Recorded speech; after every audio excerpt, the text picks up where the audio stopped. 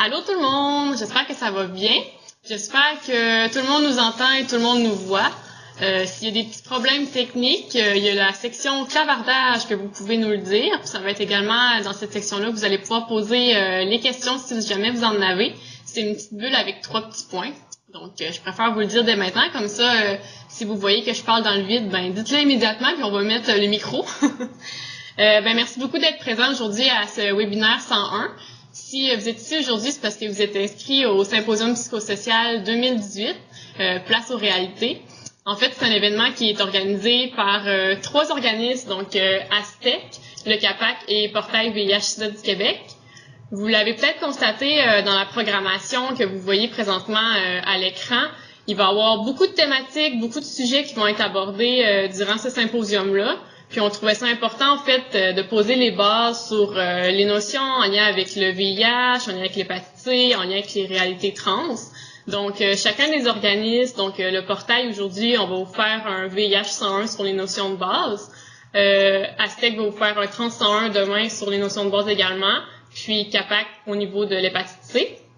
Moi, je m'appelle Patricia Delan, je travaille au portail VIH-Sida du Québec, puis je serai aujourd'hui avec mon collègue Pierre-Henri, puis je vais laisser la parole un petit peu plus tard. Juste 2-3 petites notions techniques. Le webinaire va être enregistré, donc si jamais vous avez des collègues, des amis ou peu importe qui voulaient y assister, qui pouvaient pas, ben ça va être disponible par la suite sur nos sites internet, donc le site du portail VIH-Sida du Québec et sur le site du CAPAC. Donc, vous pourrez l'écouter, le réécouter tant de fois que vous voulez. Ça va être tellement pertinent. Donc, si vous avez des questions, la même chose que je vous ai dit un petit peu plus tôt, juste les poser dans la section clavardage, dans la section chat. C'est une petite bulle avec 3 petits points, puis moi, je vais m'occuper de les poser à Pierre-Henri. Puis, ça devrait durer un maximum de 2 heures environ. Donc, voilà ce que j'avais à vous dire. As-tu quelque chose à rajouter, Pierre-Henri? Non, pas pour l'instant, non. Ça va, tu vas avoir suffisamment de paroles. Je te passe le micro. C'est pour moi, merci. Ouais. Merci beaucoup, je m'appelle Pierre-Henri. La caméra est en train de flotter, ça va. Bonjour tout le monde, je m'appelle Pierre-Henri. Je vais quand même le dire, là, je suis aujourd'hui dans mon dernier jour à l'emploi au portail VIH-Sida du Québec. Donc, j'entends vos cris de désolation. C'est mon dernier jour. J'ai le plaisir de faire mon dernier VIH 101 ici. Je vois dans la liste quelques personnes qui l'ont déjà suivi. Alors, je vais essayer d'être innovant et pertinent comme jamais pour la dernière fois, qui sera la plus mémorable. Mais effectivement, vous êtes peut-être plusieurs à avoir déjà entendu certaines des choses. Surtout pendant la présentation, n'hésitez pas à poser les questions. C'est une formation 101. Ça serait bien que vous ayez l'espace pour les poser. Il se peut que si parfois les questions soient trop complexes ou ne soient plus des 101 et qu'à ce moment-là on vous propose de se voir le 2 mai pour en parler à la pause. C'est un petit peu ça. Est-ce que ça va? Ça va. Alors effectivement cette formation VIH 101, voilà, ça c'est le portrait. Peut-être vous l'avez sans doute effectivement déjà vu. On va passer à travers plusieurs sujets. Est-ce que c'est... Oui, c'est ça. Les organismes ont été présentés. On l'a un petit peu mis à jour récemment, notamment au niveau des modes de transmission, des risques de transmission. On va y revenir tout à l'heure. Et on l'a quand même assez simplifié pour pouvoir tenir pendant 2 heures. Aujourd'hui, en VIH 101, on va quand même parler de qu'est-ce que c'est que le virus du VIH, qu'est-ce que c'est que cette infection, comment il se transmet également. On va parler du test de dépistage, comment on opère le test, comment on traite le VIH.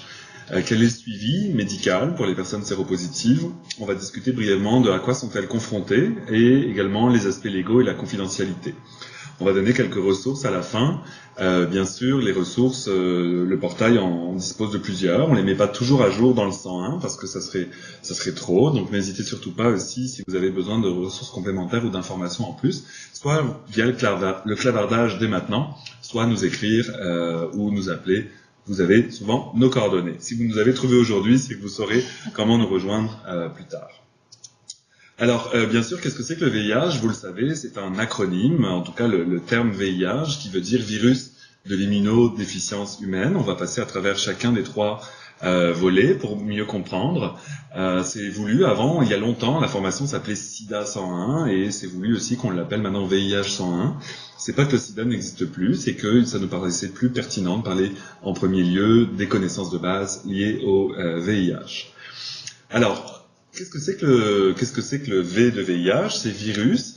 Pour être plus précis, le virus du VIH est un rétrovirus, et même quand je dis le virus du VIH, je dis le virus de l'immunodéficience humaine, mais vous allez m'épargner vous allez me passer cette transgression de langage. Plus exactement, un rétrovirus. Pourquoi rétrovirus? C'est parce que il va contenir du matériel génétique autour de l'ARN. Donc d'autres virus vont contenir plus de l'ADN. Lui va aller se mêler de l'ARN, l'acide ribonucléique. Le virus est une particule microscopique, comme vous le savez, puis de la même classe pas de la même classe du tout, mais du type, il existe des microbes, il existe des bactéries, il existe des virus. Et la particularité de ce virus du VIH, c'est que c'est un amas de protéines. C'est une protéine, c'est un ensemble, une agglomération de protéines plutôt qui contient du matériel génétique et qui est compris dans une capside. On appelle ça une capside, c'est cette petite enveloppe très fragile qu'il y a autour du matériel génétique. Pourquoi j'insiste sur cette capside, c'est qu'elle est très fragile et ça joue beaucoup, on va en parler plus tard dans les risques de transmission. Une capside fragile veut dire que ça peut s'abîmer rapidement à des effets de chaleur, à des effets d'acidité, à des effets de friction, de toute condition qui n'est pas viable en fait pour ce virus. Pourquoi je dis également qu'il est inerte, c'est parce que ça lui enlève beaucoup de pouvoir, je trouve, en disant qu'il est inerte. Ça, c'est un peu ma position. Il n'a pas le pouvoir de se déplacer. Il n'a pas le pouvoir de penser des stratégies de transmission. Il ne peut pas dire celle-là oui, cette personne-là non, cette couleur de peau oui, cette pratique sexuelle non. C'est un morceau inerte qui va, oui, se déplacer, mais pas par une pensée motrice, clairement par de la chimie, en fait, de la biologie moléculaire, là, qui fait que les plus avec les plus, les moins avec les moins, là, ça va marcher comme ça va se déplacer. Ça fait un petit peu le tour pour la capside. C'est intéressant de voir que d'autres virus ont des capsides plus importantes. Je mets souvent le lien avec l'hépatite C. Le capside de l'hépatite C est plus résistante. C'est ce qui fait aussi que, si vous connaissez aussi déjà pas mal le milieu, puis si vous suivez le VHC 101 demain, vous aurez un aperçu. Jeudi, autant pour moi, excusez-moi. Fake news. Vous aurez quand même plus d'informations sur la capside du virus de l'hépatite C qui est plus résistant, et ça on le dit, ce qui fait que son risque de transmission via le sang, via des parties, des objets, est plus important. Bon. Voici un CD4. Le virus du VIH va aller s'attaquer au CD4. Qu'est-ce que c'est un CD4? C'est, pour faire simple, c'est une composante des T4. Vous avez peut-être entendu ça. Non, ce ne sont pas vos relevés d'impôts annuels au niveau fédéral. Oui aussi, là, mais le T4, c'est les lymphocytes, c'est les macrophages, c'est les coordonnateurs du système immunitaire. Et le CD4, en fait, c'est bien plus complexe que juste ça. C'est une petite molécule, une protéine qui est sur le T4 et qui va nous servir à compter, en fait, le système immunitaire et nous donner une mesure du système immunitaire. Donc, est-ce qu'on a la souris? Oui. Donc, ce CD4, en fait, vous le voyez, c'est une cellule classique. Il y a une enveloppe. Il y a effectivement un espace entre le noyau et l'enveloppe. Il y a ici un noyau. Et on va venir après sur les composantes un peu plus précises à l'intérieur de la cellule. Et vous voyez que sur le dessus, puis la surface de chaque CD4, il y a des récepteurs qui sont les récepteurs CCR5 ou CXCR4. Bon, plus tard, quand des personnes sont diagnostiquées, on va aussi aller regarder le génotypage du virus pour aller voir quels sont les récepteurs qui vont être les plus touchés. Mais ça, c'est vraiment, je vous présente un schéma plus global. Ces cellules coordonnent l'action du système immunitaire. C'est ce qui fait que l'infection par le VIH va venir abîmer, chambouler cette réponse immunitaire. Comment ça se passe à l'intérieur du CD4? Voici les 4 étapes qui vont amener lors de l'infection, et puis on va revenir plus tard, j'aime ça dire ça pendant cette formation, mais là c'est vraiment la schématisation du virus qui s'approche d'un CD4 et qui fait que la réplication va être en route. En introduction, je vous dirais que le seul but du virus de l'immunodéficience humaine, donc le seul but du VIH, c'est de se reproduire. Et c'est de se répliquer même, plutôt que de se reproduire. Et c'est par les CD4 qui va se répliquer. Donc, vous voyez ici un virus j'ai arrêté de dire virus du VIH, vous avez une représentation d'un virus, avec à l'intérieur, on ne pourrait pas zoomer sur le webinaire, mais un petit tortillon rose, là, ça c'est le matériel génétique de l'ARN qui est compris à l'intérieur du virus. Par le phénomène un petit peu je dirais que c'est magnétique, là, c'est pas ça, mais on va appeler ça comme ça. Ce virus du VIH va venir se plugger de cette manière-là sur le récepteur que je vous nommais tout à l'heure. C'est ce qui fait qu'il va cibler les CD4, c'est qu'il ne cible pas n'importe quelle protéine, il va cibler spécifiquement les CD4. En se pluguant dessus, je ne vais pas dire ça autrement, il va y avoir cette transcription du matériel d'ARN qui va injecter en fait à l'intérieur de la cellule du système immunitaire. Et cette cellule du système immunitaire va, comme c'est l'ARN, comme c'est ce que font les brins, un seul brin, vous savez l'ADN c'est 2 brins, puis l'ARN c'est un seul brin, il va y avoir cette transcription de l'ARN du virus à l'ARN du CD4, et on va voir que c'est en train de modifier le matériel génétique de la cellule. L'étape numéro 3, le nouveau matériel qui va être créé va rentrer à l'intérieur du noyau. Vous voyez bien par la petite flèche qui est là, ça va rentrer à l'intérieur du noyau, et vous prenez un ordinateur, vous changez sa carte mère, vous changez son programme principal, l'ordinateur ne fonctionne plus de la même manière, vous êtes en train de pirater son système, son cerveau, si on peut dire ça comme ça, le noyau, et vous voyez que par ce phénomène de la 4e étape, qu'on appelle l'assemblage, par un phénomène de bourgeonnement, le CD4, lui, va devenir une machine à répliquer le matériel génétique du virus.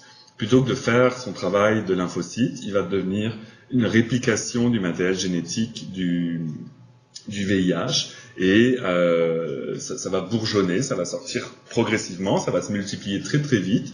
Plus vous prenez de CD4, plus vous les infectez, plus vont être capables de répliquer des virus du VIH. Vous avez une réplication très rapide et efficace des copies du virus. Au bout d'un certain temps, le CD4 va mourir. Il vit pas, mais en tout cas, il va se désintégrer. Il fonctionne plus, il est plus fonctionnel. Voire même, il va se faire attaquer par le système immunitaire de l'hôte. Et donc, c'est ce qui fait aussi, on verra plus tard, la chute aussi des CD4, c'est qu'ils ne sont plus utiles au système immunitaire, et donc ils disparaissent. Ça va? J'ai un petit auditoire de 3 personnes ici. Vous êtes mon auditoire test. Alors, immunodéficience, il y a 2 termes, donc immunodéficience, il y a immunitaire, tout ce qui concerne le système immunitaire, puis déficience, on sent bien que c'est une carence. Déficience, c'est que c'est pas efficace, en fait. Avant de prendre cette toute petite partie-là, on va zoomer sur un micro-lexique. Je vais commencer par PVVIH, on va souvent dire ça, on va utiliser PVVIH plus personnes vivant avec le VIH, plus que malades, on parle pas de malades, on parle pas de victimes du sida. Ça dépend du contexte après, bien sûr, mais pour parler des personnes qui vivent avec le VIH, on utilise l'acronyme PVVIH, ou les personnes qui vivent avec, et non pas des éléments de langage qui peuvent être plus stigmatisants, en fait. Et puis, l'autre mot qui n'a pas grand-chose à voir en tant que tel, c'est charge virale. Je le mets là parce que je vais en parler dans la slide juste après. La charge virale, c'est une mesure, en fait. On va mesurer, puis pour le VIH, ça se fait dans le sang. On va mesurer dans 1 millilitre de sang la quantité de copies du virus du VIH. Ça va nous donner 1 millilitre de sang. On va voir s'il y a, ça va de 0 à plusieurs millions, le nombre de copies qu'il pourrait y avoir du virus du VIH suite aux 4 étapes que je vous ai montrées tout à l'heure de réplication. La charge virale peut également, on trouve une charge virale dans tous les liquides qui contiennent le VIH, mais elle se mesure dans le sang. Ce schéma est celui d'une évolution sans intervention médicamenteuse d'une infection au VIH. On va parler d'évolution presque naturelle, je pourrais dire ça comme ça. On a retenu 3 phases principalement. La phase de primo-infection, la phase asymptomatique et la phase sida. Ouais. La flèche vers le haut, c'est la quantité. On n'a pas mis de mesure, parce que comme je vous l'ai dit, pour certaines personnes, ça va être en dessous de 40, pour d'autres, ça va être plusieurs millions. Donc c'est juste une idée c'est là qu'on va évaluer la quantité. Et en bleu, ici, à l'horizontale, c'est vraiment la ligne de temps, l'évolution dans le temps. Puis cette évolution ici, peut-être on devrait mettre les 2 petites barres en bleu pour montrer ça, là. Elle n'est pas linéaire. Pour des personnes, ça peut être plusieurs mois, puis pour d'autres, ça peut être plusieurs années. Alors, qu'est-ce qu'on a face à nous? On a, en gros, un corps humain, à peu de choses près, très schématisé, qui va être simplifié à l'extrême, avec bien sûr le compte de CD4. Le compte de CD4 ici, si vous avez bien suivi la partie d'avant, c'est le système immunitaire. La personne ici au temps 0, l'infection vient juste d'avoir lieu. La personne ici, c'est son taux qu'elle avait quand elle était encore séronégative, qu'elle n'avait pas le VIH. Donc, elle a un taux entre 800 et 1200 comptes de CD4 à peu près. Et ici, c'est le zéro du VIH qui est rentré dans le corps et qui, par le phénomène de réplication que j'ai montré plus haut, va se multiplier. Je donne parfois comme image une étincelle qui rentre dans une pièce pleine d'oxygène.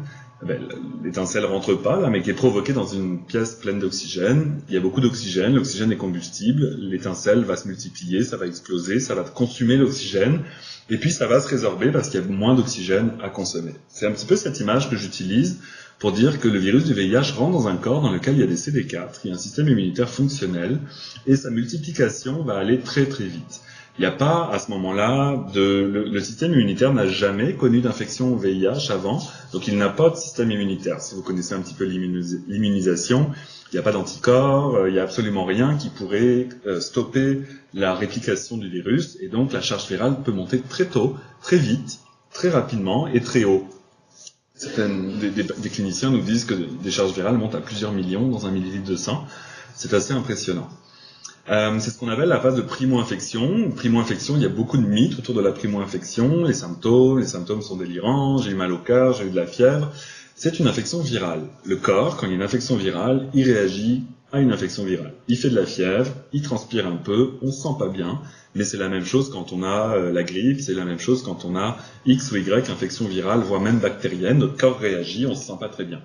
Ce que je veux dire par là, c'est que si vous n'êtes pas un homme gay qui avait du sexe avec un homme gay évalué à risque de transmission, les symptômes ne devraient pas aiguiller particulièrement un professionnel de la santé. Il se peut qu'un médecin dise là, toi t'es un homme gay, puis tu me parles de ta vie sexuelle, t'as des symptômes, on va au cas où te mettre tout de suite sous traitement, ça serait possible. Mais les symptômes de primo-infection ne permettent pas en soi de détecter une infection VIH, seulement le dépistage. Une fois que la séroconversion va commencer, c'est-à-dire qu'il va y avoir des anticorps qui vont arriver dans le corps humain, vous voyez que la charge virale va baisser. Cette charge virale se fait attaquer par le système immunitaire, puis aussi le virus, lui, passe dans une certaine phase de latence. Cette phase de latence, c'est celle qu'on appelle la phase asymptomatique. Pendant cette phase-là, le virus est beaucoup moins... salut Océane. On te voit là. Ah. Pendant cette phase-là, il n'y a pas de symptômes, c'est le principe de la phase asymptomatique, et les personnes peuvent dire, je me rappelle que j'ai eu des symptômes de fièvre assez forts, mais on s'attend parfois à avoir des symptômes physiques, et il n'y a pas de symptômes physiques à ce moment-là. Donc cette phase asymptomatique peut durer pendant plusieurs mois, plusieurs années. La charge virale est basse, elle est pas haute puisqu'elle est basse, et le système immunitaire, le compte de CD4 est plutôt bon. Avec l'évolution, avec parfois des maladies concomitantes, avec des maladies, des comorbidités qui pourraient arriver, le compte de CD4 peut baisser, la charge virale peut remonter également.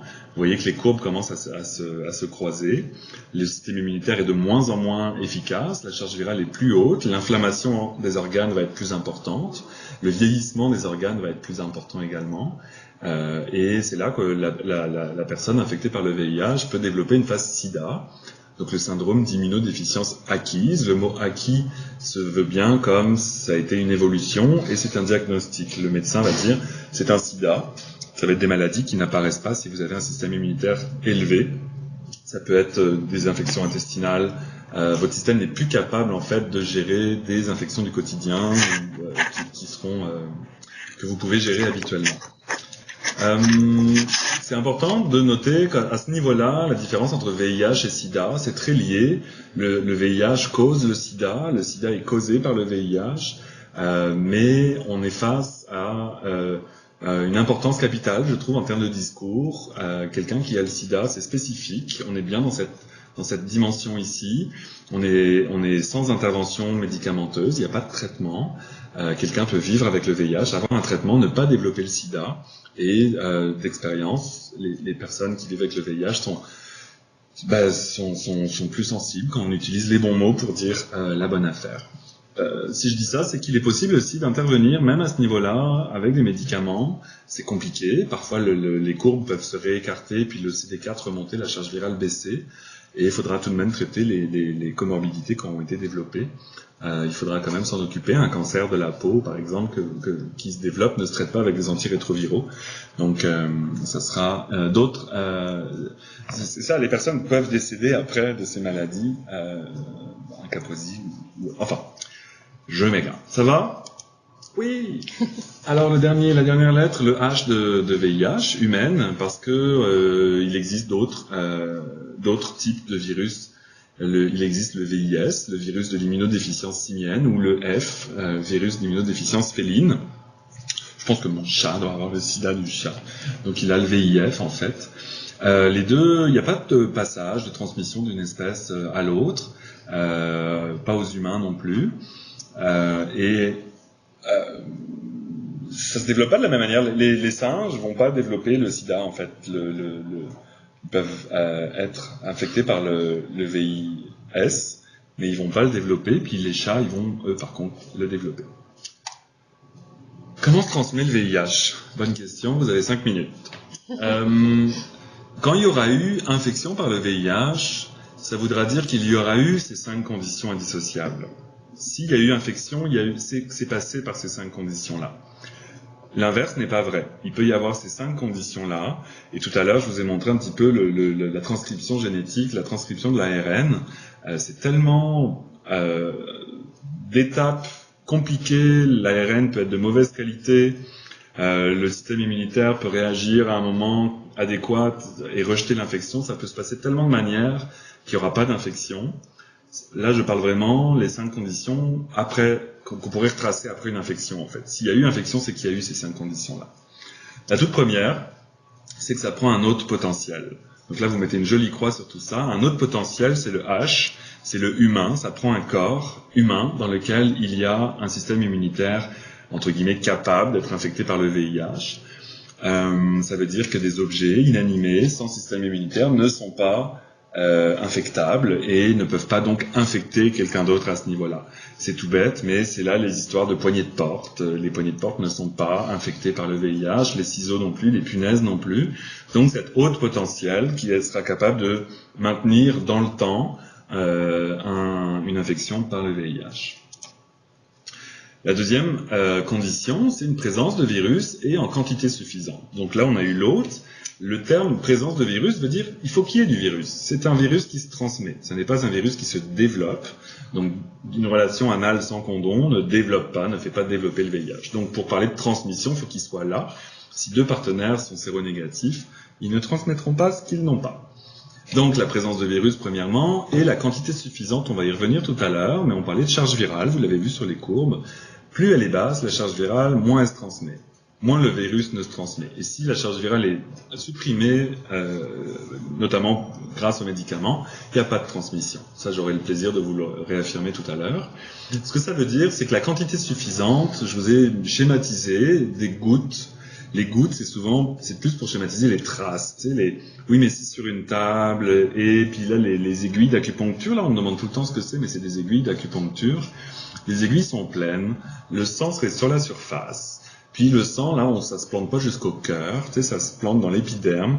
Ça ne suffit pas un contact. On va parler plus tard de la porte d'entrée puis de la porte de sortie. Donc la quantité suffisante sur ce type d'aiguille avec le caoutchouc de la peau, ça ne sont pas des quantités suffisantes. Et c'est là qu'il faut vraiment garder la tête froide, en fait, quand on parle de... Et il s'est vraiment passé quoi, là, quand on évalue un risque de transmission du VIH. Donc cette quantité suffisante, mais il pourrait y avoir ici un énorme volume de sang avec une charge virale supprimée. C'est pas non plus la quantité de liquide qui fait la quantité de virus, puisque bien sûr la charge virale à l'intérieur peut évoluer, comme j'ai nommé tout à l'heure, de très haut à supprimer. Le vecteur, je l'appelle le vecteur parce que dans les cas de transmission, on observe des transmissions via 5 liquides biologiques. Il y a d'autres liquides dans le corps. Notre corps est capable de créer un nombre incroyable de liquides qu'on n'a pas toujours envie de connaître, qui peuvent contenir du VIH. Je sais qu'il y a le liquide du ménisque, là, au niveau du genou, qui contient du VIH, mais c'est rare qu'on ait des transmissions de VIH par ménisque. Les 5 liquides biologiques, le sang, le sperme, les sécrétions vaginales, les sécrétions anales et le lait maternel. On va inclure dedans, dans le sperme, par exemple, le liquide prééjaculatoire. Si vous êtes en contact avec d'autres liquides que cela, au quotidien, c'est avec cela qu'on est en contact, il n'y a pas de risque. Donc la sueur, l'urine, la salive, il n'y a pas de risque. Oui, mais l'urine, s'il y a du sang, c'est le sang qui a un risque de transmission du VIH, mais l'urine en tant que telle n'est pas un risque de transmission du VIH. Donc c'est ce vecteur qui va, j'avais mes 2 personnes tout à l'heure, c'est ce vecteur qui va être le passage en fait d'un hôte infecté à un hôte potentiel. Une porte de sortie. Bon, comment schématiser une porte de sortie? C'est plus une action en fait. La porte de sortie, c'est saigner, c'est éjaculer, c'est allaiter en fait, le fait de sortir, de tirer du lait maternel. Puis c'est aussi prendre du sang. Prendre du sang, ça fait sortir le sang d'une personne séropositive. Bon là, bien sûr, il faut qu'il y ait encore une condition après. Mais c'est ça, la porte de sortie, c'est vraiment plus un verbe d'action là, ou une plaie. Une plaie est une porte de sortie, mais ça fait saigner, donc c'est vraiment saigner qui fait sortir le virus. Puis une porte d'entrée. Ça paraît logique, mais une éjaculation sur le ventre où il y a du sperme qui est sorti, mais qui n'est pas rentré, ou justement tirer du sang. Puis si le sang reste dans l'éprouvette, c'est bête, mais si le sang ne rentre pas à l'intérieur de l'hôte potentiel, il ne peut pas y avoir d'infection par le VIH.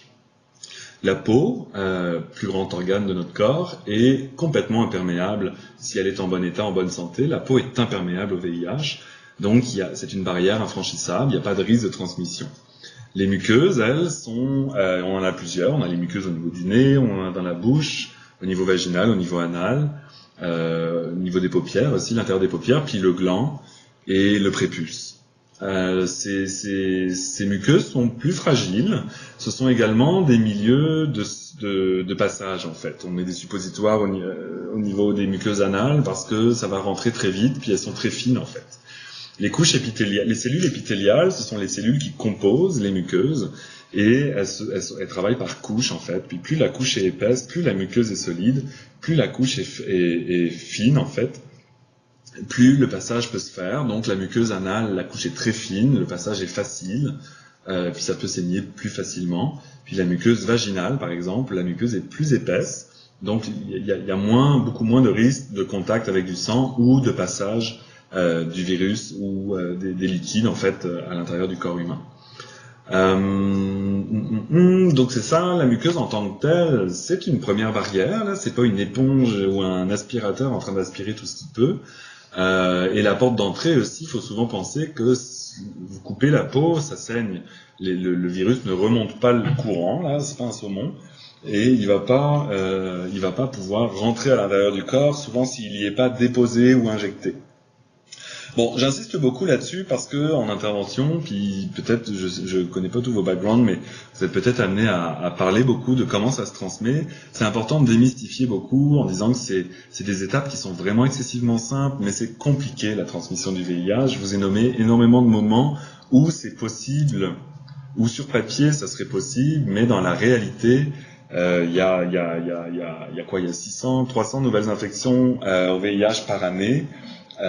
Par rapport au nombre de relations sexuelles, par rapport au nombre d'accidents, de gens qui se piquent, puis de poignées de porte qui sont touchés, il faut arrêter un petit peu.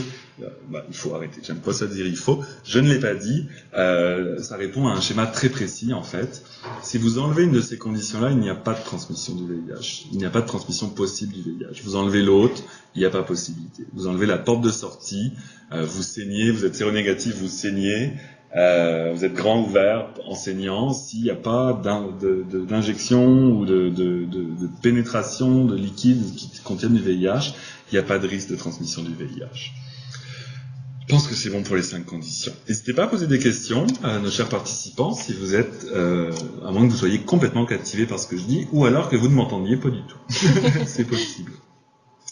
Le premier schéma que je vous ai montré avec les 4 étapes, là, avec la transcription, l'assemblage, ce schéma, c'est l'infection VIH, puis on peut encore intervenir dessus. On peut intervenir avec un traitement d'urgence que vous avez à l'écran, qui s'appelle la PPE, la prophylaxie post-exposition, qu'on appelle aussi TPE, traitement post-exposition, puis qu'on appelle traitement d'urgence. Prophylaxie, bon, il y a 5 types de prophylaxie. Nous, on est dans l'après l'exposition. Prophylaxie, c'est donner un traitement pour agir, en fait, sur quelque chose. La PPE est très efficace, elle se donne au plus tôt, et elle se donne au plus tôt après un risque d'exposition, puis elle se donne au plus tard, avant 72 heures. Bon, ma phrase n'est pas très claire. Maximum 72 heures pour avoir la PPE. C'est disponible dans toutes les urgences du Québec, dans les cliniques spécialisées également. Il est possible que si vous allez chez votre médecin, il peut vous la prescrire, mais il est possible que la pharmacie du coin n'ait pas la PPE, parce que c'est pas non plus une obligation d'avoir ça. Puis surtout, les pharmaciens vont garder des stocks en lien avec leur clientèle. Donc, si vous êtes exposé de manière accidentelle ou pas d'ailleurs à un risque de transmission du VIH, les urgences ou appelez même le 811, le 811 Info Santé peut vous donner ces informations-là. Où elle est. 28 jours d'antirétroviraux, c'est une trithérapie.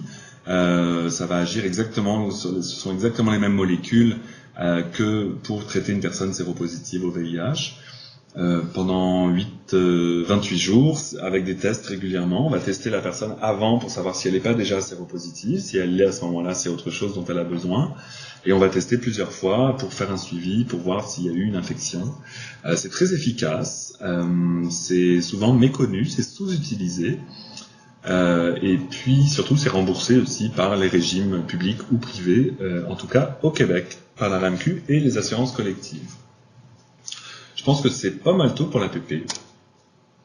On va parler en quelques minutes de la PrEP. Vous en avez peut-être déjà entendu parler. C'est l'autre partie. Ce sont quasiment les mêmes médicaments, mais c'est une bithérapie. Donc, ce n'est plus 3 médicaments. C'est 2 molécules qu'on va donner.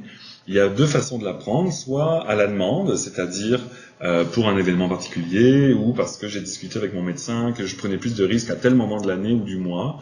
Et à ce moment-là, je vais les prendre selon un schéma. Je vais prendre un petit peu avant, puis un petit peu après, puis pendant. Pour prévenir l'infection au VIH, c'est excessivement efficace, la PrEP également. Ça peut se prendre en continu, c'est-à-dire la personne va prendre son comprimé, globalement c'est un comprimé, va le prendre une fois par jour, à heure fixe, régulièrement. Ça va maintenir constamment un niveau de couverture médicaments régulier. C'est pris en charge par toutes les assurances, au même titre que la PPE ou le traitement antirétroviral classique, et n'importe quel médecin au Québec peut prescrire la PrEP. Après, il va se dire, je sais pas faire. Il est possible de référer votre médecin au ministère de la Santé, qui a publié des guides de pratique en fait pour prescrire la PrEP. C'est tout, je pense. C'est pas mal. C'est très efficace pour prévenir l'infection par le VIH. Réseau, tiens, je vais donner Réseau. Ils ont un bon gros listing de ressources, mais aussi d'explications. Si vous avez plus de questions, allez sur le site de Réseau Santé. Leur descriptif est pas si mal. Alors, tiens, c'est drôle, dans la présentation, on revient au risque de transmission. Comment ça peut se lire ? C'est le risque de transmission sexuelle du VIH selon l'acte pour une personne séronégative de contracter le VIH lors d'une relation sexuelle anale réceptive avec un partenaire séropositif non indétectable. Ça serait comme ça qu'on pourrait lire ce schéma. Je l'ai vraiment copié du site de Katie, c'est sorti au printemps 2017. C'est pour montrer de quoi on parle. Est-ce que du sexe anal réceptif, est-ce que c'est automatique ? Est-ce que c'est sûr qu'il y a eu du sexe anal réceptif avec un partenaire séropositif non indétectable, bien sûr sans utilisation de condom? Est-ce qu'il va y avoir transmission? Vous voyez que le risque à l'acte est de 1,4% pour cette relation-là. C'est de dire qu'une personne sera exposée 71 fois à une personne séropositive non indétectable. Il y aura un cas de transmission sur 71 expositions. Donc c'est vraiment... c'est élevé, on dit c'est le plus élevé, mais on est loin des 95% à chaque fois qu'il y a, c'est sûr, c'est systématique. De la même manière, vous regardez sexuelle anale pénétrante, les chiffres vont augmenter jusqu'à aller à relation sexuelle vaginale pénétrante, une transmission sur 2500 expositions. Vous voyez qu'on est dans le 0,04% de risque à l'acte. C'est vraiment très bas. C'est vraiment très bas si on veut aussi démystifier la transmission vraiment difficile. Bon, moi je sais que je suis marqué par ça. Je suis très marqué, souvent dans mes explications, c'est ça qui ressort. Je suis très marqué par cette impression du VIH qui est partout, puis qui nous menace, puis qui veut se transmettre à n'en plus pouvoir. Puis qu'il suffit il suffit d'une fois, mais c'est pas aussi simple que ça. C'est quand même des taux qui sont bas. Je trouve que c'est important de noter ça. Et là, vous allez me dire, mais où est le sexe oral? Le sexe oral, en fait, va être encore plus bas que la relation sexuelle vaginale pénétrante. Ça, c'est principalement les situations documentées de transmission. Le sexe oral, théoriquement, il y a une possibilité. Comme je vous ai montré tantôt, les 5 conditions on peut les réunir avec du sexe oral. Mais on est vraiment dans des chiffres encore plus bas. Donc vraiment pas très loin du zéro, là, pour le sexe oral, en fait. Voilà. C'est à peu près tout ce que j'ai envie de dire pour les transmissions sexuelles selon acte. Bien sûr, avec bouton gauche, bouton droit, avec condom, tant que le condom ne brise pas, est bien utilisé, échangé à chaque partenaire ou à chaque pénétration, il n'y a pas de risque de transmission. Et puis, bien sûr, ça c'est non indétectable, ça veut dire qu'il n'y a pas d'application de traitement, en fait, il n'y a pas de protection, de prévention de la transmission par le traitement, ni à la limite de PrEP, ni effectivement de traitement. Parce que tout ça n'est plus valable si... n'est plus valable. Le risque est toujours là, mais en tout cas, le risque... Non. La situation à risque est toujours là, mais on sait maintenant, comment j'ai envie de dire, c'est confirmé, ça l'est depuis plus de 10 ans, mais c'est un long processus, faut croire. Une personne séropositive qui a une charge virale indétectable ne transmet pas le VIH. Si son traitement est efficace et suivi, si elle a un suivi régulier, si en plus elle bénéficie toutes les soins en santé sexuelle dont elle a besoin, il n'y a pas de transmission du VIH. Et ça, peut-être vous l'avez déjà entendu, peut-être vous êtes sceptique, je vous invite à lire là-dessus. Vous entendrez I égale I en français, U égale U, undetectable equals untransmissible. C'est ça. C'est en gros, ça a été The Lancet, là, qui est un gros journal scientifique, qui a dit que c'était le message de l'année 2017. C'est en gros la chose à savoir maintenant. Après, tout le monde n'est pas indétectable. Tout le monde ne veut pas transmettre le VIH. Ça nous appelle aussi à plus d'accès au traitement, à plus de recherche aussi, à continuer les recherches, parce qu'il y a des gens qui ne supportent plus les traitements. Donc c'est ça. Ça prend encore beaucoup de travail là de dire ça, c'est un petit peu un standard là, mais ça vient chercher encore beaucoup de développement en fait. Comment se fait le test de dépistage? Ça se fait très bien. Actuellement, accessible à la population, il y a deux types de tests de dépistage. Il y en a un troisième qui est utilisé plus à des fins de confirmation ou d'estimation, là, le troisième. Ils sont très fiables, ils doivent être autorisés par Santé Canada, puis ils sont extrêmement fiables. Au Québec, on utilise le 4e génération, là, je vais y revenir, juste avec le test standard. Notre évaluation, c'est il y a à peu près 20% des personnes qui vivent avec le VIH qui ne connaissent pas leur statut. Donc ça c'est un appel à dépister plus, parce que ces personnes qui connaissent pas leur statut peuvent développer le VIH de la façon dont on a nommé tout à l'heure, mais aussi peuvent le transmettre en n'étant pas indétectables à leurs partenaires, puis pour leur santé aussi, c'est ça. Donc on a un effort à faire au niveau du dépistage. Se faire dépister, c'est améliorer sa santé, c'est protéger ses partenaires, puis c'est accéder au traitement. Le test rapide, c'est le test standard, n'importe quoi. Je te donne une info avec une autre. Le test standard, c'est le test par prise de sang. C'est le plus répandu. C'est celui-là qu'on appelle le 4e génération. Pourquoi 4e? C'est que la 3e ne faisait que les anticorps, et cette 4e génération, elle, fait anticorps et antigène P24. Qu'est-ce que c'est l'antigène P24? C'est une protéine qui va apparaître dans le système immunitaire quand il y a une infection avec le VIH. Pourquoi? Voilà, pour l'antigène P24. Qu'est-ce que c'est que l'anticorps? L'anticorps, c'est ce qu'on va appeler l'anti-VIH1 ou l'anti-VIH2.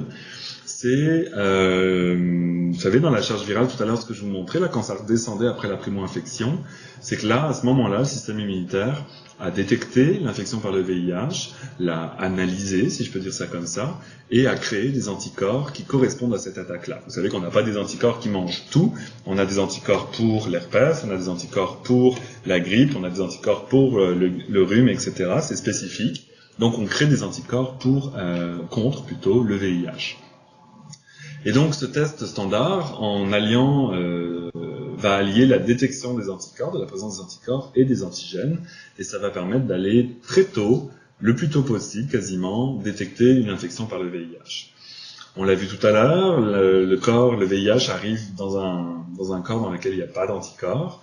Et donc, vu qu'on dépiste la présence des anticorps, ça prend un certain temps avant de pouvoir se dépister. On ne peut pas dépister tout de suite après une infection. Il faut attendre que le corps il faut attendre que le virus se soit installé dans les cellules, il faut attendre qu'il ait commencé à se répliquer. Une fois qu'il a commencé à se répliquer, il faut qu'il se fasse détecter par le système immunitaire, et il faut que le système immunitaire développe des anticorps. C'est ça, cette période minimale avant de pouvoir se faire dépister. Et c'est ce qui fait que les tests doivent à peu près, au Québec, on est à peu près à 6 semaines pour avoir un résultat très fiable. Ici, vous allez voir jour 29. Ça dépend de ce qu'on veut aussi comme fiabilité. Pour avoir le plus fiable, allons dans les 6 semaines minimum. Le P24 permettrait d'aller plus tôt. Le P24, ça serait surtout utilisé, ça serait pratique pour des tests de routine, par exemple, où ça nous permet d'avoir un dépistage le plus précoce, mais il n'est pas fiable parce qu'il disparaît le P24 au bout d'un certain temps. Donc si vous dépistez ici avec un 3e génération sans P24, vous n'aurez pas forcément... non, si vous ne cherchez que du P24, je veux dire, vous ne l'aurez pas, parce que il aura déjà disparu du corps. C'est plutôt ici, si vous dépistez avec un 3e génération, et qu'il n'y a pas de détection de l'antigène P24, vous n'aurez rien, alors qu'avec le 4e, ça aurait pu être trouvé. Au Québec, on est 4e génération. Dans toutes les provinces, c'est pas encore forcément le cas. Ça permet d'avoir des tests extrêmement sensibles. Ce qu'il faut se dire là, c'est qu'ils vont plus réagir que pas assez. Le but de ces tests, c'est quand même très sensible. Ça va trouver des nouvelles infections. Faut avoir confiance aussi, là, c'est un peu ça le message. Ça sert pas à grand chose de surdévelopper des tests partout. En faire de 4 manières différentes avec 3 médecins. On peut amener les personnes à dire, écoute, le test, là, il est surefficace. S'il devait trouver quelque chose, il le trouvera. Donne-toi du temps. Tu as besoin de te donner du temps. Le test de dépistage rapide. Ce qui est parfois mal compris avec le dépistage rapide, c'est qu'il ne donne pas un résultat rapidement après l'exposition. Il donne un résultat tout de suite après le test, en fait. Mais ça prend d'attendre 3 mois pour pouvoir faire un test de dépistage rapide. Donc c'est une ponction au bout du doigt, c'est un test réactif. Il y a ici des petits liquides de réaction, en fait, puis il y a une petite piqûre au bout du doigt. On met ça sur le pad, on met les petits liquides, ça réagit, ça veut dire que ça va fonctionner. Puis si ça réagit, là, à ce moment-là, il y a une présence d'anticorps et on va faire une prise de sang. Donc là, on remonte d'un cran et on fait un test rapide. Si jamais un test standard, je vais y arriver, si jamais le test rapide a réagi. Le test rapide n'est pas disponible partout, ça prend des conditions d'entreposage aussi, puis de réfrigération. Et c'est pas non plus indiqué pour des gens qui se font dépister une fois comme ça. Dans le sens où c'est très indiqué pour du dépistage de routine. Bien sûr, ça va donner des indications en cas de traitement d'urgence, en cas de passage aux urgences pour une PPE par exemple, on va utiliser un test rapide pour savoir s'il n'y a pas une ancienne infection par le VIH. Donc c'est ça. Le test PCR, c'est un petit peu le fantasme des personnes très angoissées, parce que il peut aller chercher encore plus près de la date de l'infection la présence du VIH.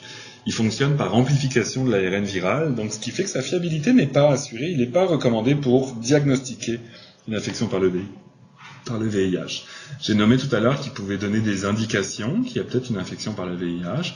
Je pense par exemple aux bébés qui peuvent naître de femmes séropositives. Pour savoir s'il y a eu transmission ou pas, le plus tôt possible, ça va être indiqué de faire un test PCR. Mais sinon, dans un test de suivi ou autre, ça ne sert à rien.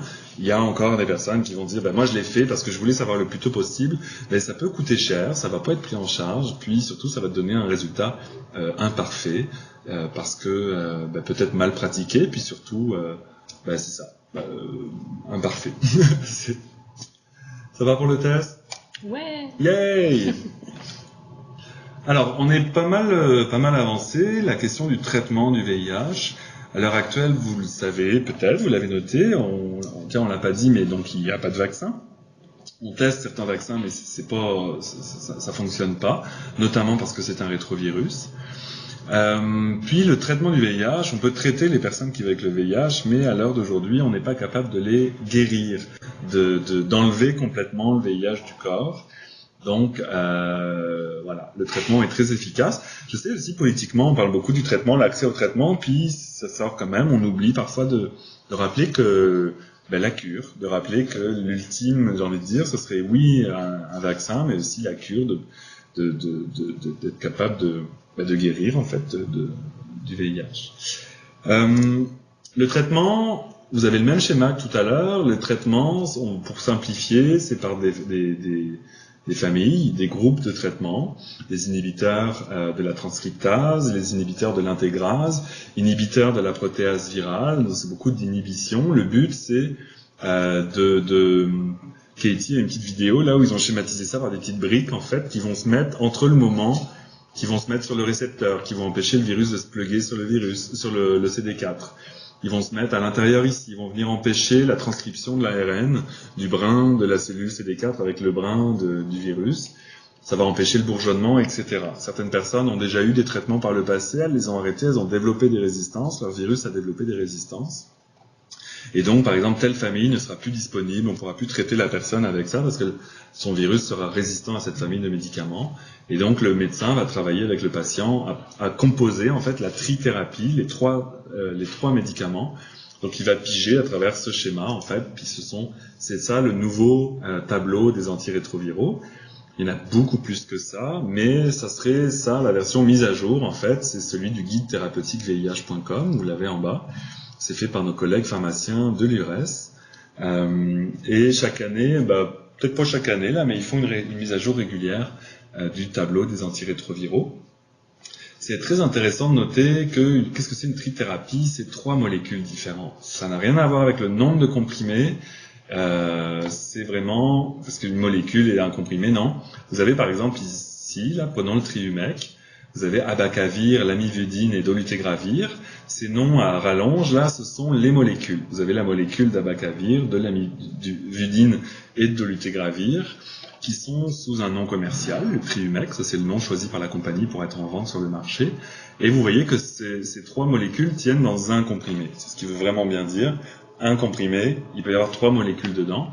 En ne prenant que ce comprimé, la personne prend une trithérapie, 3 molécules. Si on est dans le cas de la PrEP, c'était donné avec le Truvada. Les 2 molécules efficaces qui ont été testées efficaces pour la PrEP, c'est l'intricitabine et le tenofovir. Vous voyez que les deux tiennent dans un comprimé de Truvada, le fameux comprimé bleu. En prenant ce comprimé-là une fois par jour, c'est ce qui est noté ici, et à heure fixe, la personne prend une bithérapie, elle prend 2 molécules dans un seul comprimé. Il peut y avoir encore des combinaisons de 2 molécules, par exemple le Truvada ou le Descovy avec l'isentresse. À ce moment-là, il y aurait 2 médicaments différents, le Descovy puis l'isentresse, mais il y aurait 3 molécules. Vous voyez, il y aurait les 2 du Descovy plus une de l'isentresse. On est encore dans une trithérapie. Et par contre, ça se prend 1 comprimé par jour pour le Truvada ou le Descovy, puis c'est 2 comprimés par jour, 1 le matin, 1 le soir pour l'isentresse. Donc là, on n'est plus à 1 comprimé par jour, c'est des combinaisons. On est quand même loin, si je peux parler sur le terrain de l'amélioration, on est quand même loin du nombre de comprimés énormes que des personnes prenaient, que d'autres personnes prennent encore, parce qu'ils n'ont pas forcément accès pour différentes raisons à ces nouvelles molécules. Là, on est dans des traitements qui ont une demi-vie assez longue. Les molécules peuvent durer jusqu'à 72 heures avant de mettre en péril un petit peu la santé des personnes. On est loin des médicaments avec des demi-vies de 4 heures, par exemple, qui faisaient qu'il fallait se réveiller aux 4 heures, sinon ta concentration de molécules dans le sang ou dans le corps chutait. Ça, c'est une avancée quand même très importante. Les nouvelles molécules, aujourd'hui, ont des spectres aussi plus larges et peuvent venir retravailler sur des résistances qui avaient été développées avec le temps, là où des médicaments n'arrivaient plus à accéder. Les nouvelles molécules peuvent tout de même retraiter ces virus résistants, ces mutations. De la même manière, les effets secondaires, il y en a toujours. Il y a des effets secondaires parfois qui sont plus difficiles à discuter ou à savoir. Les gens vont dire, mais est-ce que ça c'est mon médicament ou est-ce que c'est parce que je vieillis, par exemple? Mais il est toujours possible d'avoir une santé mentale fragile, puis des épisodes dépressifs aussi avec les traitements, des troubles digestifs, une certaine allergie. Tout ça doit bien sûr être discuté avec son médecin et son pharmacien. La médication, pourquoi on va prendre la médication? Principalement en premier lieu pour maintenir et augmenter la santé de la personne, mais empêcher la réplication virale. Donc ça va ensemble. C'est pas la trithérapie en elle-même qui augmente la santé des gens, c'est le fait qu'elle empêche la réplication du virus et donc qu'elle maintient le système immunitaire. Donc elle va diminuer la charge virale, elle va la supprimer. Au Québec, on est à 40 copies par millilitre de sang pour la mesure. Ça va peut-être bientôt baisser. Vous avez peut-être vu 50, 60. On parle de charge virale supprimée, là, que ce soit 20, 40, 60. On est dans des charges virales supprimées. Une charge virale faible est autour de 1500 à 1500 copies. Donc c'est ça. Puis c'est maintenir le système immunitaire, je vous l'ai dit, réduire le risque de transmission du VIH, le traitement efficace, supprime la charge virale supprimée, pas de transmission du risque de VIH. Suivi médical, c'est l'avant-dernier chapitre. Suivi médical d'une personne séropositive, on va passer assez rapidement, mais pour un traitement, avant on disait 3 mois pour le traitement des personnes séropositives, on est maintenant quasiment aux 6 mois, voire à l'année, ce qui est pas toujours super pour le lien patient-médecin. Là, tu as peut-être des questions sur le côté, puis parler des effets secondaires quand tu as 15 minutes par année, c'est pas toujours facile, mais il va y avoir les mesures principales vont être charge virale et le décompte de CD4. Comment va ton système immunitaire et est-ce que ton virus est toujours contrôlé par les médicaments? Si jamais tu avais développé une mutation parce que tu l'as pas pris pendant quelques jours et qu'à ce moment-là ta charge virale augmente, le test, si la rencontre avec le médecin régulièrement peut permettre de détecter ce genre de situation rapidement. Les médicaments sont toxiques, le virus provoque quand même une inflammation des organes. Il y a des tests réguliers de biochimie, comment fonctionnent tes reins, comment fonctionne ton foie, ton pancréas. Et puis les personnes séropositives sont plus à même de faire du cholestérol, d'avoir des taux de sucre plus élevés ou en tout cas différents de la population séronégative. Les personnes vont être plus à risque de faire des infarctus ou des accidents vasculaires cérébraux. L'examen annuel va amener, c'est ça, dépistage des cancers. Il y a quand même un taux de cancer assez important chez les personnes vivant avec le VIH. Examen physique complet, tout ça. La vaccination, tous les vaccins sont recommandés pour les personnes séropositives au VIH. Recommandé ne veut pas dire pris en charge, mais en tout cas recommandé pour la vaccination. Le pronostic, c'est important de le noter, en Amérique du Nord, en Occident, on pourrait même dire, l'espérance de vie des personnes séropositives est considérée équivalente à celle de la population générale. Comme je l'ai nommé tout à l'heure, les personnes séropositives, statistiquement, vont décéder de comorbidité, de cancer, la cigarette est une des premières causes relevées de décès, mais ne vont jamais développer de sida, par exemple, et donc ce ne sera pas une cause du décès. Si on parle, une médecin nous a dit, j'aime ça commencer cette partie avec cette anecdote-là, une médecin nous a dit un jour en conférence que médicalement, elle préférerait avoir le VIH que le diabète. Puis on a un peu fait les yeux ronds, puis elle a très clairement dit médicalement, là, il n'y a pas de... Il y a le traitement à prendre régulièrement, il y a une bonne observance à avoir, mais il n'y a pas de tests tous les jours à faire, de régime alimentaire très particulier à avoir, ça, bien sûr pas pour tout le monde, mais majoritairement. Et c'est bien sûr la stigmatisation qui est un des gros enjeux actuels de la réponse à l'épidémie du VIH, c'est bien sûr dans la stigmatisation. C'est facile pour nous, en tout cas éducateurs, de penser que c'est beaucoup dans le manque de connaissances, puis c'est cette idée que c'est extrêmement facilement contagieux, j'insistais beaucoup tout à l'heure, alors qu'il y a des modes de transmission précis. On a souvent tendance à penser que si tout le monde avait la VIH 101 puis comprenait les modes de transmission, ils arrêteraient de stigmatiser les personnes qui vivent avec le VIH. Qu'est-ce que c'est les stigmatiser? C'est refuser d'avoir des relations sexuelles avec elles, penser qu'il faut qu'elles se dévoilent de force pour se protéger, c'est le dire aux autres, de dire à des partenaires potentiels, va pas avec un tel ou un tel, il ou elle a le VIH. Enfin, c'est ça la stigmatisation, c'est penser que pour répondre à des situations du VIH, il faut faire des mesures exceptionnelles. Est-ce que des paires de gants, des charlottes en emploi, c'est souvent ça qu'il y a en question. Ça, c'est de la stigmatisation.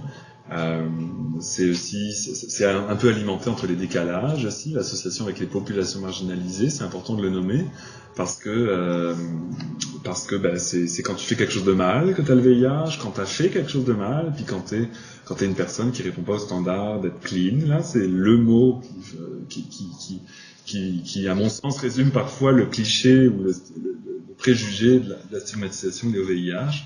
C'est il ou elle avait l'air clean, c'est ça. Bon, on va en parler longtemps, mais ça fait monter mon rythme cardiaque.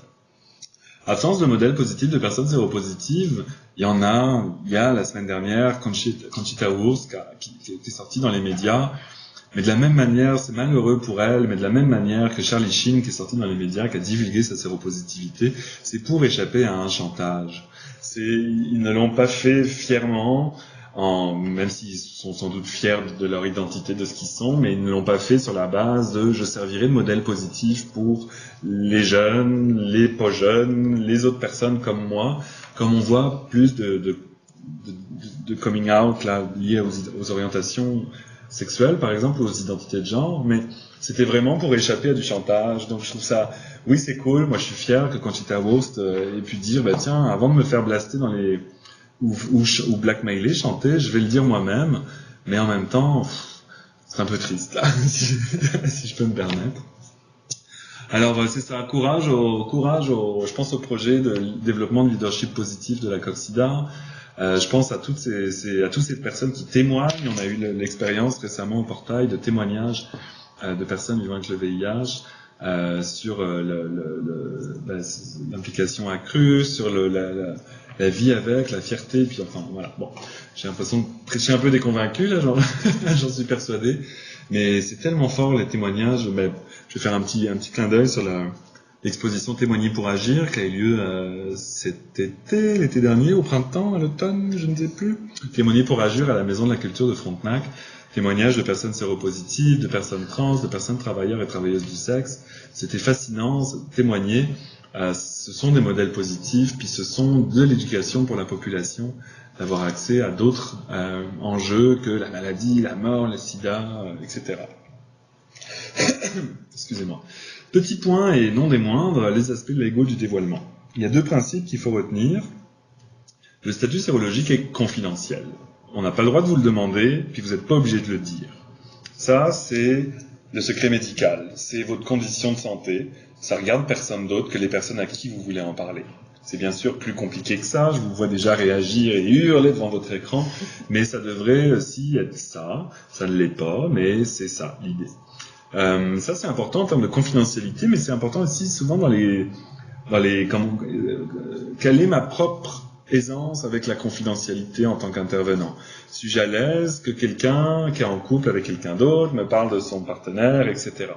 Suis-je à l'aise avec le fait que si quelqu'un dans mon travail me divulgue sa séropositivité au VIH, il m'a pas dit t'as le droit d'en parler à la terre entière. Il m'a pas dit parle-en à toute ton équipe de travail.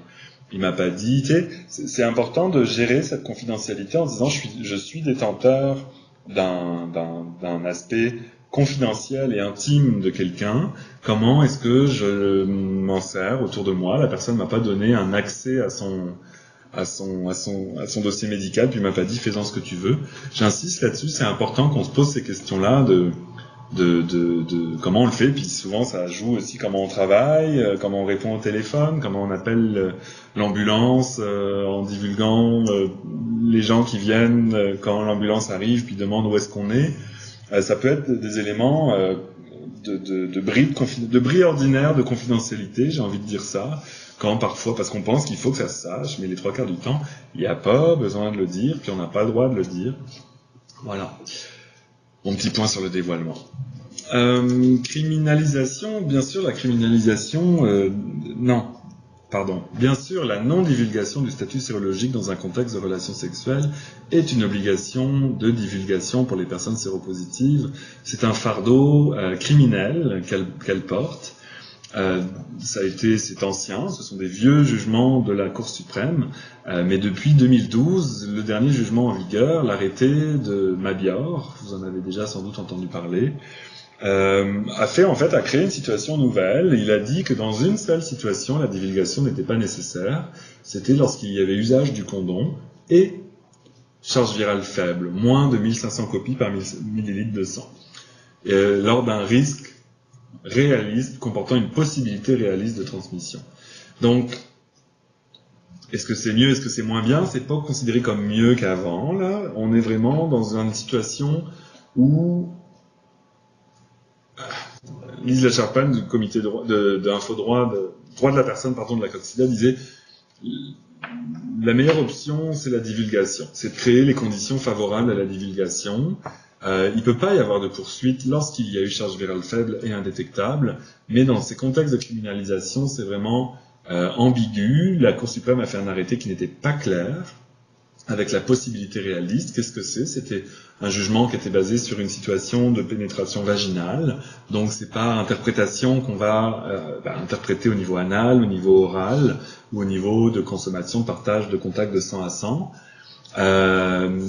Alors non, il ne peut pas y avoir de poursuite lorsque la charge virale est faible et qu'il y a utilisation d'un condom, mais il faut prouver. Il faut prouver que ce jour-là, à cette heure-là, avec cette personne-là, il y avait une charge virale faible. Il faut prouver qu'il y avait l'utilisation d'un condom. Et c'est pas toujours des conditions idéales de relations sexuelles. Je voudrais pas aller plus loin dans les compréhensions de ça. Ce que je veux noter, ce sont les positions internationales. Le Canada est un des champions du monde de criminalisation des personnes vivant avec le VIH. Le Québec n'est pas en reste à travers le Canada. Ça va à l'encontre des droits humains, ça va à l'encontre des données scientifiques. Les données scientifiques disent que charge virale indétectable, pas de transmission, mais ça prend pas ça en compte. Donc, on est face à une situation où les personnes séropositives ont un fardeau démesuré, sont passibles de nombreuses années de prison puis d'un stigma extrêmement fort pour des situations dans lesquelles les 3/4 du temps c'est du stigma qui a été en jeu, c'est de l'amour qui a été en jeu, c'est de la relation entre deux personnes qui était en jeu. Voilà, ce serait peut-être mon point. En tant qu'intervenant, si vous n'êtes pas à l'aise, si vous n'avez pas l'ensemble des sujets par rapport à la criminalisation, n'y rentrez pas. Bien sûr, nous, notre position, puis elle est alignée avec celle de la Coxida. Nous sommes pour la décriminalisation de la non-divulgation du statut sérologique. Il y a cet aspect, sauf en cas de transmission volontaire, donc de vouloir atteindre à la santé, à l'intégrité de quelqu'un en ayant une transmission volontaire. Donc à ce moment-là, c'est une autre question. On parle bien de relations sexuelles consenties entre personnes. Donc la Coxida, c'est sa position, ça a été voté en AG l'an dernier, ça me paraît important de le nommer. Et de la même manière, si vous n'êtes pas tant à l'aise que ça, puis si les personnes sont remontées, c'est souvent beaucoup de l'émotionnel, les personnes sont en colère, elles ont perdu le contrôle, elles se sentent blessées, trahies, elles ont une méconnaissance des risques de transmission, puis elles veulent souvent, quand on en a nous au téléphone, elles veulent se venger, elles veulent faire quelque chose. Parfois un petit peu d'éducation, puis surtout, j'allais dire un petit peu de ventilation aussi des émotions, peut beaucoup débloquer la situation, mais orienté à la Coxida, au service Infodroit. Je pense que sur la slide d'après, il y a les coordonnées. Orienté là-bas. Notre collègue Ilang et Léa sont les deux personnes. Ilang est dans le service aux personnes au niveau des Infodroit. Ce sont toutes les questions assurance, toutes les questions vraiment liées à l'emploi ou aux discriminations. Les exceptions de divulgation, c'est ça, c'est donc les relations sexuelles, mais aussi les assurances. On peut pas mentir aux assurances. Ben, on peut là, mais ça s'appelle une fraude et c'est au niveau pénal. Donc puis là c'est marqué, c'est au niveau fédéral, c'est compliqué.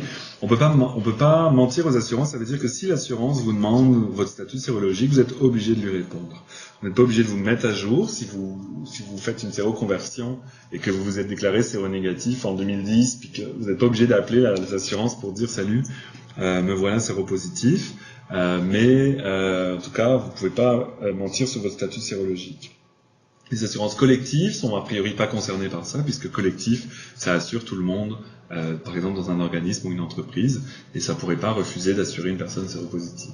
Le point vraiment, c'est au niveau de la confidentialité. Si l'assurance, dans un questionnaire de santé, demande une infection au VIH, il faut pouvoir le nommer.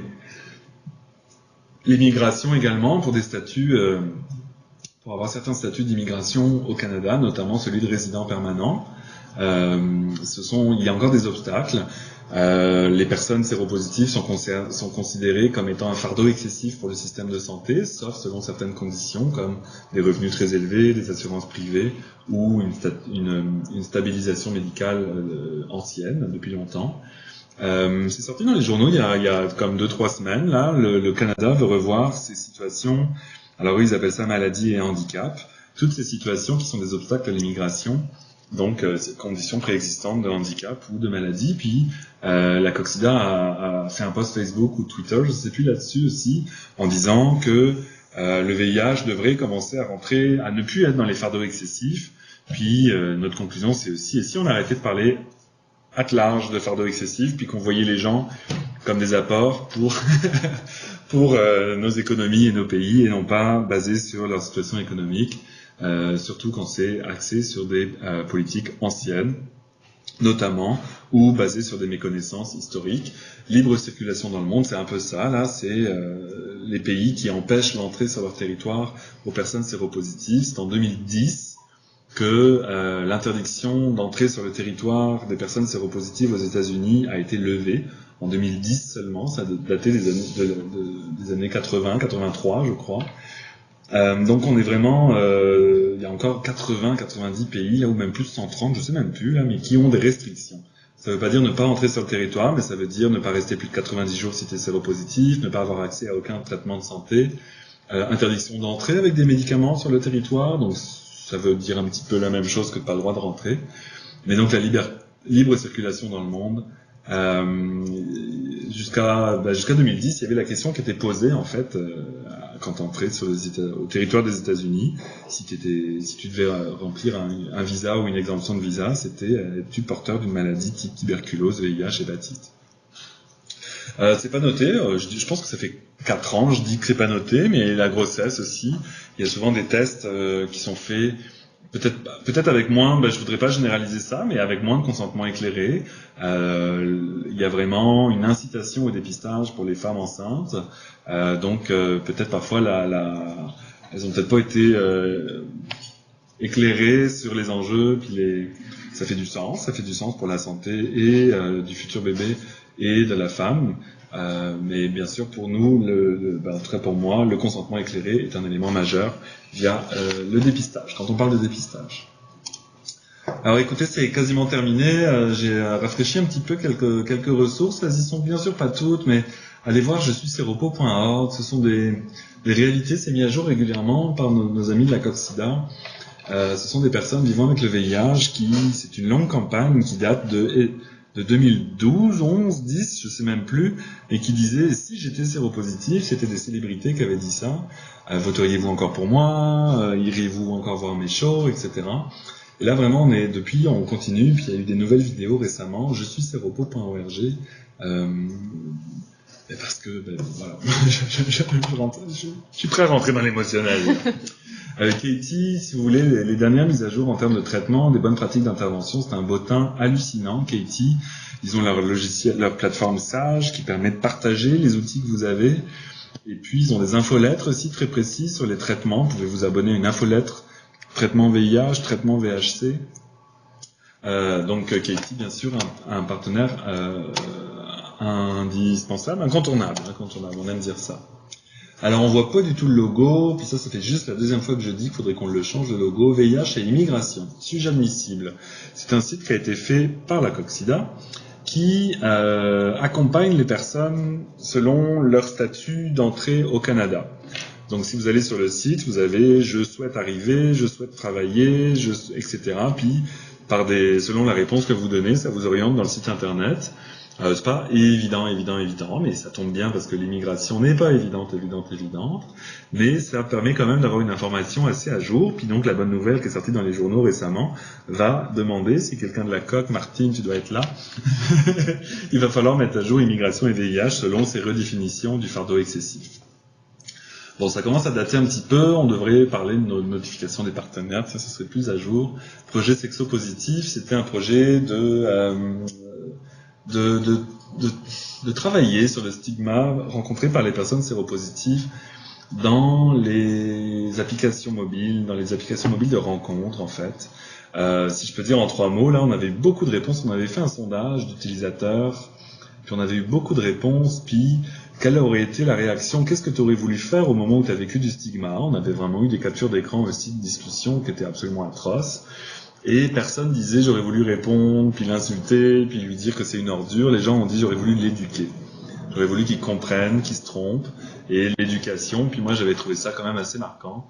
Moi j'avais très envie d'une liste d'insultes préprogrammées pour répondre à ça, mais c'est pas comme ça que ça marche.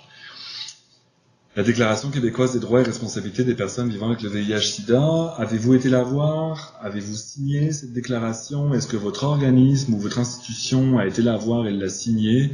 Vous pouvez la signer en tant qu'organisme, en tant qu'institution, puis en tant qu'individu. C'est une belle déclaration issue des mouvements de la conférence de Denver, là, notamment. Puis c'est toute cette affirmation des personnes vivant avec le VIH, de la vie avec, puis des responsabilités des personnes avec le VIH.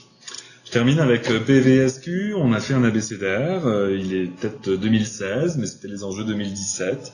Mais on est tellement en 2018 au parterre, on va le refaire.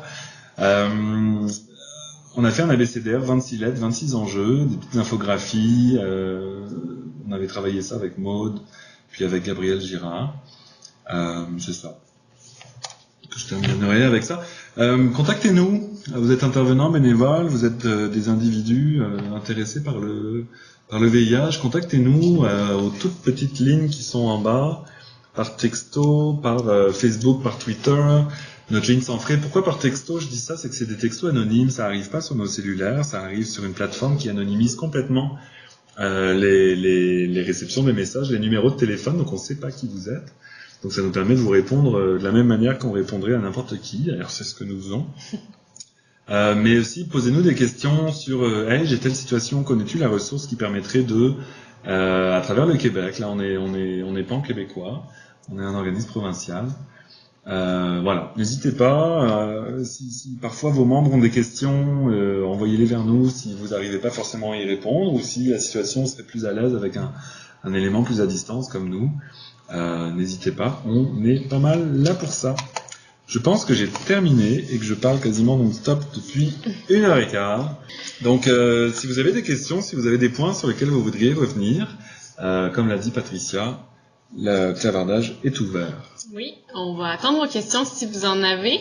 Sinon, ça va nous faire super plaisir de poursuivre la discussion avec vous, comme Pierre-Henri l'a dit, par téléphone, par texto, sur notre clavardage, par courriel.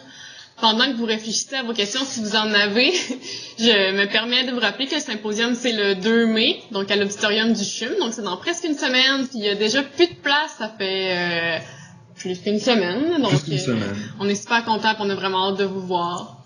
Pas trop stressé, Patricia? Non, tout va bien. Tout va bien. Peut-être que le 2 mai, je vais courir partout. Mais... Oui, jusqu'au 2 au soir où tu vas t'écraser.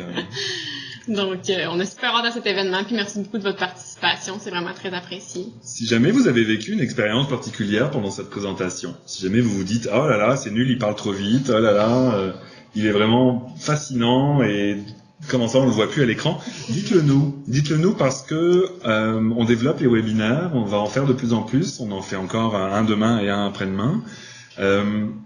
Alors on aimerait bien ça, avoir des feedbacks en fait, des rétroactions de votre expérience, ne serait-ce que pour dire moi j'ai rien entendu, ou ça prendrait un support téléphonique, ou je sais pas quoi, parce que si vous avez passé un mauvais moment devant votre écran, ça nous intéresserait de le savoir pour ne pas vous faire revivre ça. Donc comme je ne vois pas de questions. Non, j'ai répondu à tout, je pense, c'est ça le problème à chaque fois. C'est trop complet. Au revoir.